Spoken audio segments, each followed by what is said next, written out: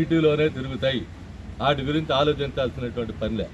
31వ తారీఖు నుంచి అయ్యేటువంటి బళ్ళు ఏవైతే ఉన్నాయో అవన బళ్ళు అవి మాత్రం మళ్ళీ కొత్త బళ్ళు కింద లెక్క. ఇక వాటిని సిటీలోకి ఎలవ చేయడం అనేది సాధ్యం కాదని చెప్పనేటువంటిది అక్కడ ఇక్కడ 2 చోట్ల కూడా వచ్చినటువంటి. ఇక ఫైన్లకి సంబంధించి ఆపేయమని చెప్తాను అని చెప్పని డీటీసీ గారు చెప్పారు. ఇక్కడ ఆర్టీఓలకి 10,000, 12,000, 15,000 అలా వేయటానికి వీల్లేదని చెప్పాం. అవుట్ ఆఫ్ బండ్ అనేటువంటి పేరుతో ఇక్కడ రాయటానికి వీల్లేదని చెప్పాం. 6 దళాలు 6 చోట్ల 6 సెంటర్లో పెట్టి రాబందుల్లాగా పడతా ఉన్నారు, ఈగిల్స్ లాగా అని చెప్పడం జరిగింది. డీటీసీకి నేను ఆపేస్తానని చెప్పాడు. సీల్ చేసినటువంటి బళ్ళు 1, 2, 3 ఎన్నైతే ఉన్నాయో అవి ఇప్పుడు మన వాళ్ళు వస్తారు. ఆ బళ్ళోళ్ళు 3 2 ఉండి మన వాళ్ళు 1 2 వస్తారు నాయకులు, తీసుకెళ్ళి డీటీసీ గారి దృష్టికి పెట్టండి. ఆ బళ్ళు రిలీజ్ చేయించేదానికి వెంటనే ప్రయత్నం చేయాలి, చేస్తారు కూడా. రెండో విషయం, ఫైళ్ళకి సంబంధించి ఈరోజు వేసినటువంటి దాని ఫోటోస్టాట్లు జెరాక్స్లు ఏవైతే ఉన్నాయో ఆ జెరాక్స్లు బస్టాండ్ ఏరియా అయితే బస్టాండ్లో ఉన్న నాయకత్వానికి అందజేయండి. రైల్వే స్టేషన్ ఏరియా అయితే రైల్వే స్టేషన్ దగ్గర ఉన్నటువంటి నాయకత్వానికి అందజేయండి. అందజేస్తే ఆ కాగితాలు తీసుకుని నేను ఆలోచిస్తానని చెప్పాడు. ఫైల్ని ఎలా రెమిషన్ చేయాలని చెప్పనేటువంటిది చూస్తానని చెప్పనని డీటీసీ హామీ ఇచ్చాడు. పైకి పంపిస్తానని కూడా చెప్పాడు. కాబట్టి ఆ టీసీకి పంపిస్తాడో లేకపోతే ఈయనే డెసిషన్ తీసుకుని వెంటనే అమలు జరిపిస్తాడో రేపు చూద్దాం. ఇవన్నీ 30వ తారీఖు లోపు వెయిట్ అండ్ సీ పద్ధతి, వేచి చూద్దాం అనేటువంటి పద్ధతుల్లో ఇవన్నీ జరుగుతాయి. కేసులు మాత్రం రాయకూడదని చెప్పాం. ఈ సిటీలో సిఐటియుకి ఉన్నటువంటి ప్రాధాన్యత కూడా చెప్పాం. ఆయనకి తెలియదు పాపం. సిఎల్ఎన్ గాంధీ జాయింట్ కమిషనర్గా ఉన్నప్పటి నుంచి విజయవాడ ఆటోనగర్ గేట్ దగ్గర ఉండేది ఆర్టీఓ. ఇది అట్లా ఆనాటి నుంచి ఈనాటి వరకు ఆటో తోలేవాళ్ళు ఎవరైనా ఉంటుంటే వాళ్ళకి తెలిసి ఉండాలి. అంటే 45-50 ఏళ్ల ఆటో లైసెన్స్ సర్వీస్ కనుక ఉంటున్న వాళ్ళకి అక్కడ ఆర్టీఓ ఆఫీస్ ఉండేది. అప్పటి నుండి సిఐటి నాయకత్వం ఆర్టీఓ ఆఫీస్తో రెగ్యులర్ కాంటాక్ట్స్ కొనసాగిస్తూ రెగ్యులర్గా ఉండేది. డీటీసీలు అందరూ ఎవరు వచ్చినా ఆటో యూనియన్ అంటే ఫస్ట్ పిలిచేటువంటిది సిఐటి. అలా పిలిచేవాడు. ఈయనకి రాంగ్ ఫీడ్బ్యాక్ ఇచ్చారు. ఎట్లా రాంగ్ ఫీడ్బ్యాక్ ఇచ్చారంటే నేను ఇందా చెప్పానుగా, అక్కడ 1-2 బ్రోకర్లు ఈ చుట్టే తిరుగుతుంటారు. ఇప్పుడు కూడా బహుశా ఉండి ఉంటారు లోపల, నాకైతే తగలేదు కానీ ఇప్పుడు కూడా ఉండి ఉంటారు లోపల.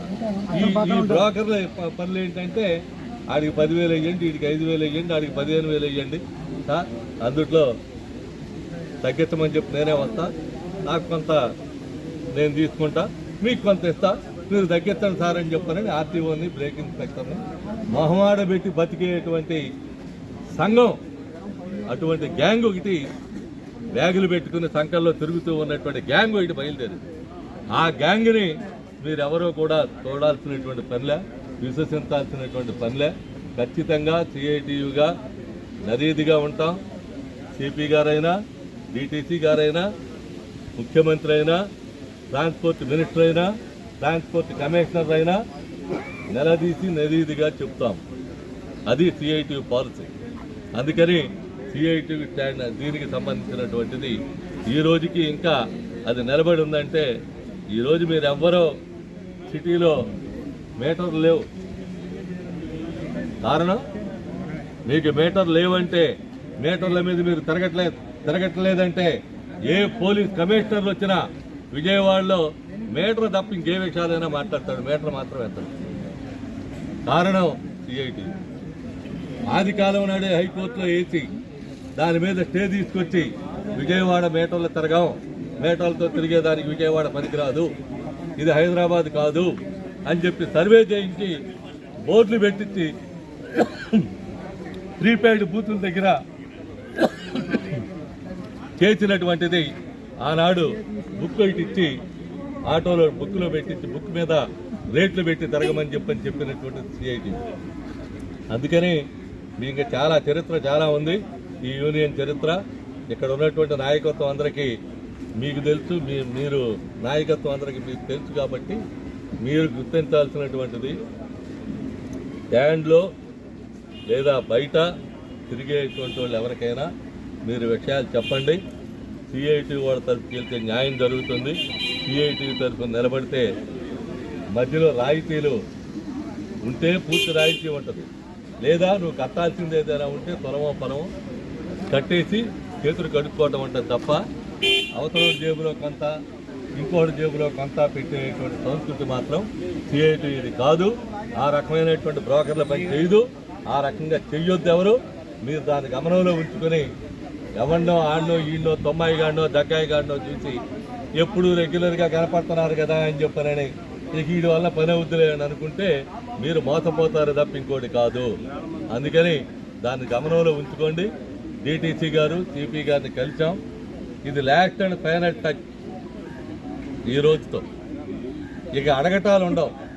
ఇప్పుడు అడిగాం, ఇక అడగటాలు ఉండవు. 1 తారీఖు డెడ్లైన్. 1 తారీఖు తర్వాత 2వ తారీఖు మొత్తం విజయవాడ ఆటో ఏం చేయాలా? బంద్ చేయాలా? ఆటో తిరగకుండా చేయాలి. ఆటో తిరగకుండా చేయాలా. అది 2 కానీ 3 కానీ ఆ 2 రోజుల్లో ఏదో ఒక రోజు మీ నాయకత్వం కూర్చొని డిసైడ్ చేస్తారు. ఆ పిలుపు రాగానే మీరు స్పందించండి. స్పందించి దీని మీద గట్టిగా నిలబడండి. మన హక్కులు మనం సాధించుకోవటంలో ఎలాంటి అరమరికలు ఉండాల్సినటువంటి పనిలే. మీకు జెండా అండుంది, సిఐటి అండుంది, మీకు మీ నాయకత్వం అండుంది. తప్పనిసరిగా మీరు సక్సెస్ అవుతారని చెప్పనేటువంటి తెలియజేస్తుంటారు.